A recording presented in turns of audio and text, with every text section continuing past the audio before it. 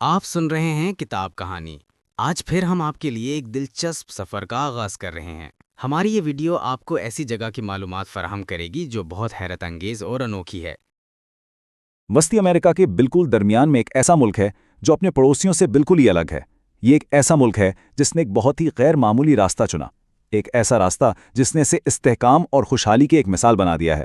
آئیے کوسٹا ریکا کی اس منفرد اور متاثر کن کہانی کو جانتے ہیں۔ سوچنے والی باتیں ہیں نا، یہی وہ بنیادی سوال ہے جو کوسٹا ریکا کے قومی تجربے کے مرکز میں ہے۔ یہ صرف کوئی پالیسی کی تبدیلی نہیں تھی، نہیں، یہ ایک قوم کی روح کو نئے سرے سے بنانے کا ایک بہت ہی جرأت مندانہ فیصلہ تھا۔ تو آئیے دیکھتے ہیں کہ اس ایک فیصلے نے ملک کی تقدیر کو ہمیشہ کے لیے کیسے بدل دیا۔ اچھا، تو سب سے پہلے یہ سمجھنا ضروری ہے کہ کوسٹا ریکا آخر اتنا خاص کیوں ہے؟ ایک ایسے خطے میں جہاں اکثر سیاسی عدم استحکام رہا ہے، کوسٹا ریکا ایک مضبوط اور خوشحال جمہوریت کے طور پر کھڑا ہے۔ اب ذرا ان اعداد و شماروں کو دیکھیں، یہ خود پوری کہانی سنا رہے ہیں۔ جہاں علاقائی اوسط فوجی اخراجات کو ظاہر کرتی ہے، وہیں کوسٹا ریکا کا کھانا صفر ہے، بالکل صفر۔ اور اس کا نتیجہ انسانی ترقی کے انڈیکس میں یہ اپنے پڑوسیوں سے کہیں آگے ہے۔ یہ انڈیکس تعلیم، صحت اور معیار زندگی کو ناپتا ہے۔ یہ فرق بالکل واضح ہے۔ تو سوال یہ ہے کہ یہ ملک اس انوکھے مقام پر پہنچا کیسے؟ اس کی جڑیں کوسٹا ریکا کی جدید تاریخ کے ایک واحد فیصلہ کن واقعے میں ہیں۔ آئیے دیکھتے ہیں کہ یہ سب کچھ شروع کیسے ہوا۔ 1948 میں ایک متنازع صدارتی انتخاب نے ملک کو ایک ایسی خانہ جنگی میں دھکیل دیا جو تھی تو مختصر لیکن تھی بہت خون ریز۔ صرف 44 دنوں میں 2000 سے زیادہ جانیں ضائع ہوئیں، جو 20ویں صدی میں کوسٹا ریکا کا سب سے مہلک واقعہ تھا۔ خوزے فگیرس فریر کی قیادت میں باغیوں کو فتح ملی اور اسی فتح نے ایک انقلابی تبدیلی کی بنیاد رکھی۔ اور اس کے بعد جو ہوا وہ تو بالکل حیران کن تھا۔ جنگ جیتنے کے بعد فاتحین نے جنگ کے اسی آلے کو ختم کر دیا جس نے انہیں اقتدار دلایا تھا۔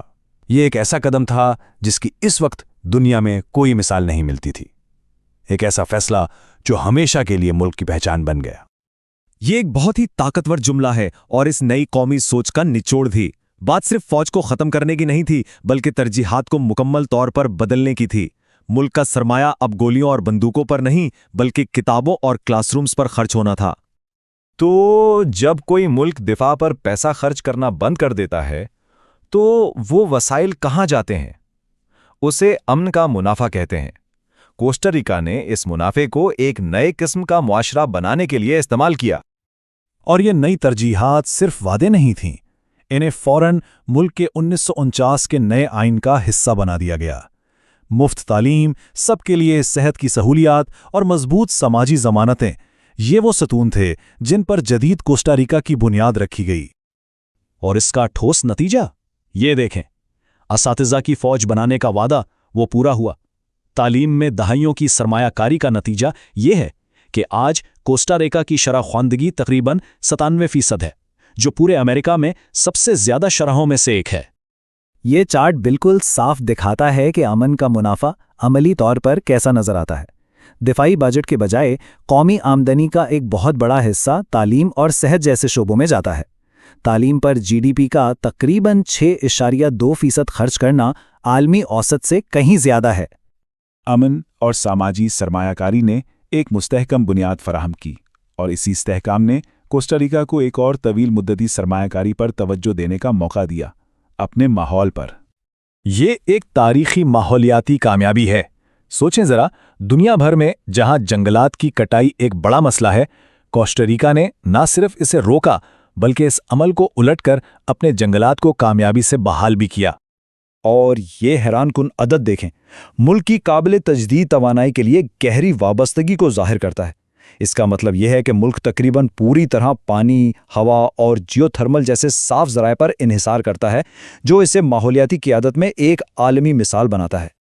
تو فوج کو ختم کرنا، تعلیم میں سرمایہ کاری کرنا اور ماحول کی حفاظت، ان تمام دہائیوں پر محیط فیصلوں کا حتمی نتیجہ کیا ہے؟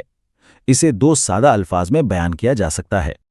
پورا ویدا یعنی خالص زندگی یہ صرف ایک نعرہ نہیں ہے، یہ اس قومی تجربے کا زندہ نتیجہ ہے۔ یہ ایک ایسا فلسفہ ہے جو ملک کی تاریخ اور اس کی ترجیحات سے پیدا ہوا ہے۔ یہ پرامن، سادہ اور خوشگوار زندگی گزارنے کا ایک طریقہ ہے۔ اور یہ صرف ایک احساس نہیں ہے، इसके सबूत भी मौजूद हैं। जैसा कि ये चार्ट दिखाता है, कोस्टा रिका मुसलसल दुनिया के खुशतरीन ममालिक में शुमार होता है, जो इलाकाई और आलमी औसत दोनों से कहीं आगे है। नेशनल जियोग्राफिक का ये इक़्तिबास इस नतीजे को बेहतरीन तरीके से बयान करता है। कोस्टा रिका ने एक ऐसा माहौल पैदा किया है जो फलाह व बहबूद को तरजीह देता है। आखिर में कोस्टा रिका की कहानी हमें यही सिखाती है कि कौमी तरजीहात के नताइज कितने गहरे हो सकते हैं। उनका तजुर्बा एक ताकतवर सवाल छोड़ जाता है, अगर दूसरी कौमें भी अपनी तरजीहात को इसी तरह तब्दील करें तो दुनिया कैसी नज़र आ सकती है। हमारी ये मालूमाती वीडियो यहीं इख्तिताम पजीर होती है। हम उम्मीद करते हैं कि आपको ये सफ़र पसंद आया होगा। जो बातें हमने आपको बताई हैं, अगर वो आपके लिए नई थीं तो कमेंट्स में ज़रूर बताइए।